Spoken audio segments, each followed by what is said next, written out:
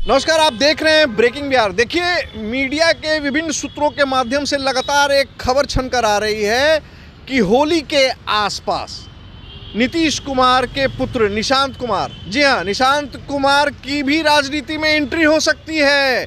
इन तमाम मुद्दों पर बात करने के लिए हम जब जदयू कार्यालय जाते हैं और जदयू के प्रवक्ता परिमल कुमार से पूछते हैं कि क्या इन खबरों में कितनी सच्चाई है, तो परिमल कुमार क्या कह रहे हैं, आप सुनिए। सर, मुख्यमंत्री नीतीश कुमार के पुत्र निशांत के राजनीति में आने की चर्चा काफी जोरों पर है। इंडियन एक्सप्रेस के हवाले से खबर आ रही है कि होली के आसपास जो है निशांत पॉलिटिक्स में ज्वाइन कर सकते हैं, और इसको लेकर आनंद मोहन से जब सवाल पूछा गया तो उन्होंने भी स्वागत किया है इस कदम को लेकर। आप कैसे देखते हैं इसे? देखिए, जहाँ तक निशांत जी का प्रश्न, निश्चित रूप से वो काफ़ी योग्य हैं, इंजीनियर है, आप तो जानते ही। यदि युवा पीढ़ी के वर्तमान राजनीतिक परिदृश्य की बात की जाए तो जो जैसे तेजस्वी जी हैं, तेज प्रताप यादव जी हैं, इन लोगों से काफ़ी बेहतर वो हैं। अब जहाँ तक राजनीति में आने का प्रश्न है तो किस संविधान में सभी को पॉलिटिकल पार्टिसिपेशन का अधिकार है। वह उन पर निर्भर करता है कि वो राजनीति में कब आएंगे। वह तो उनकी निजी रिस्पॉन्सिबिलिटी है या उनकी जो इच्छा होगी वो। यदि उस तरह के लोग आए तो निश्चित रूप से हम लोग स्वागत करते हैं। राइट। प्रशांत भी जो वशिष्ठ नारायण के पुत्र हैं प्रशांत, वो भी कहे हैं कि देखिए मेरी भी महत्वाकांक्षा है, हम भी राजनीति में आएंगे और निशांत को भी आना चाहिए। देखिए, निश्चित रूप से युवा पीढ़ी को आना चाहिए, लेकिन जनता दल यूनाइटेड की एक विशेषता है कि जिस तरह आरजेडी वाले थोपते हैं, तो थोपने की राजनीति तो यहाँ होती नहीं है।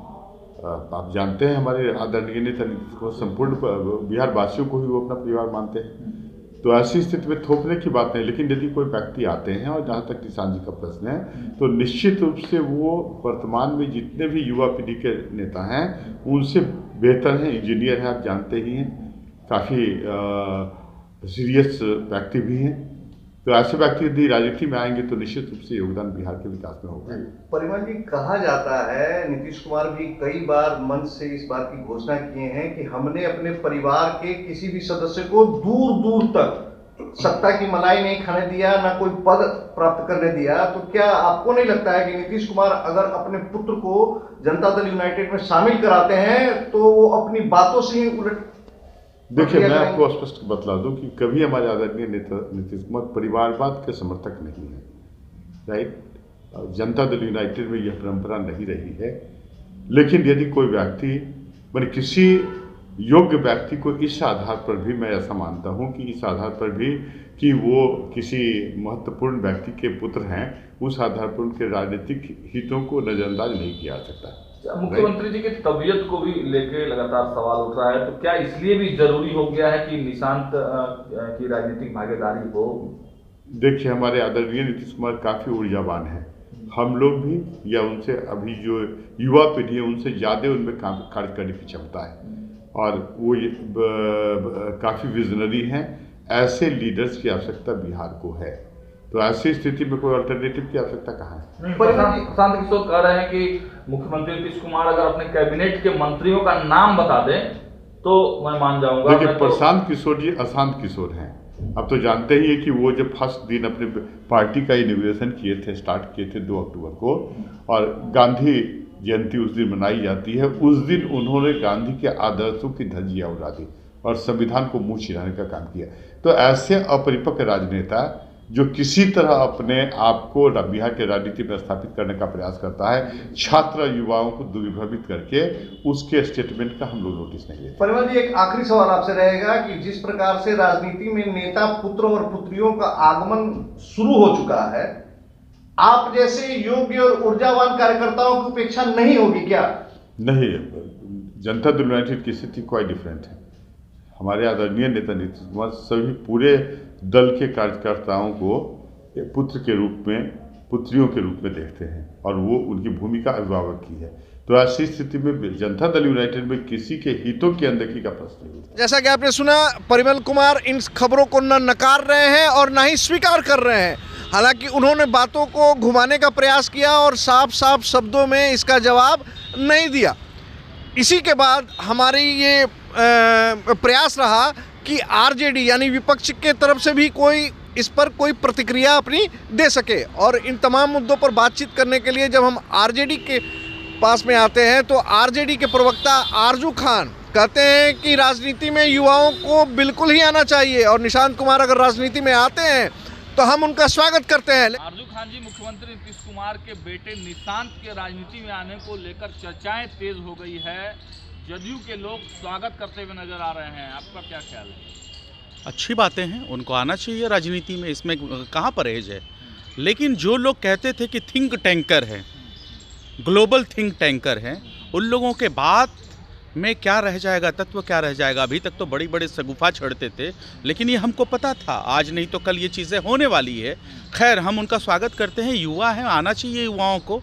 लेकिन जो बार बार परिवारवाद का नाम लेते थे, लेकिन खुद एनडीए सबसे बड़ी परिवारवाद की परिभाषा है खुद में, जिसमें जीतन राम मांझी जी हैं, उनके पुत्र हैं, उनकी बहू भी है, और फिर चिराग पासवान है। चिराग पासवान के पिताजी रहे, उनके बहनोई रहे, उनके चचेरे भाई रहे, उनके चाचा रहे। तो ये सब शगुफा जो छोड़ते हैं ना, वो नहीं छोड़ना चाहिए। लोकतंत्र में जनता मालिक होती है और जनता जनार्दन होती है।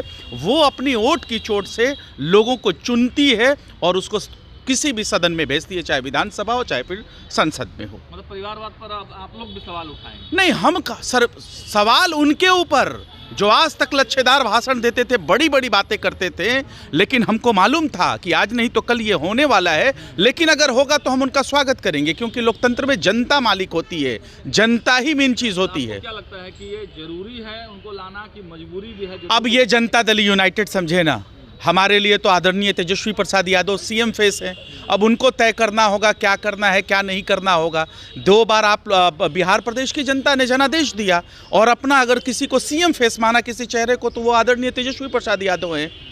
तो हमको इसमें क्या लेना देना है? ये आ रहा है कि जरूरी है कि मजबूरी है, ये आपको बोलना होगा।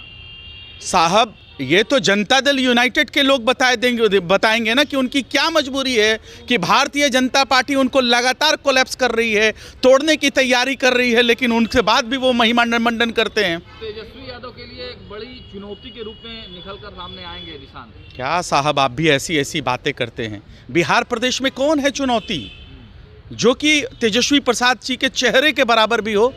जो 9 बार पलटी मार के मुख्यमंत्री हैं, वो 42 सीट के लोग हैं, और हम सबसे बड़ी पार्टी, चाहे वो नीतीश जी के साथ रहे या फिर साथ नहीं रहे। तो जनता ने जनादेश दिया है, सीएम फेस पे मुहर लगाया है, उसका नाम है आदरणीय तेजस्वी प्रसाद यादव। अंतिम सवाल यह है कि मुख्यमंत्री नीतीश कुमार की जो तबीयत खराब की चर्चाएं चल रही है, तो क्या इसलिए भी ऐसी आशंका लग रही है कि होली के आसपास में जो है निशांत को लॉन्च किया जाएगा? नीतीश कुमार की तबीयत ठीक नहीं है, इसको लेकर ये भारतीय जनता पार्टी वाले लोग बेहतर बताएंगे, उनको बोलने नहीं देते हैं। जहां आप जैसे मीडिया के लोग जाते हैं और बोलते 2-4 बात कहते हैं तो बोलते हैं चलिए हो गया। तो ये सवाल का जवाब भारतीय जनता पार्टी से पूछिए, और भारतीय जनता पार्टी से इस सवाल का भी जवाब पूछिए कि विश्व की सबसे बड़ी पार्टी, वो क्या बात है, क्या मजबूरी है, क्या परेशानी है, क्या हताशा है, क्या निराशा है कि वो 42 नंबर वाले सीट की 42 नंबर वाले सीट वाले के पार्टी के बैसाखी का सहारा बनते हैं और बड़ी बड़ी बातें करते हैं, और 2 मिनट में उनको अपनी औकात आ जाती है याद। तो सवाल भारतीय जनता पार्टी से होना चाहिए। आरजू खान की बातों से जो हमें एहसास होता है, तो हमें ये महसूस होता है कि तमाम विपक्षी दल भी इंतजार कर रहे हैं कि नीतीश कुमार अपने पुत्र की राजनीति में एंट्री कराए और उसके बाद वो अपने शब्द बानों से नीतीश कुमार को और उनकी पार्टी को घेरने का प्रयास करें। ऐसा हम इसलिए कह रहे हैं कि नीतीश कुमार पुराने समाजवादी नेता माने जाते हैं, जॉर्ज फर्नांडिस के शिष्य हैं। लगातार इनका ये कहते रहना है कि हमें परिवारवाद से दूर रहना चाहिए, और वही नीतीश कुमार के पुत्र की जब राजनीति में आने की चर्चा होती है तो उसके बाद बिहार की राजनीति किस करवट बदलेगी, बिहार की राजनीति में और क्या क्या नया होगा, ये देखना बहुत ही दिलचस्प होगा। तब तक के लिए हमें दे इजाज़त। नमस्कार।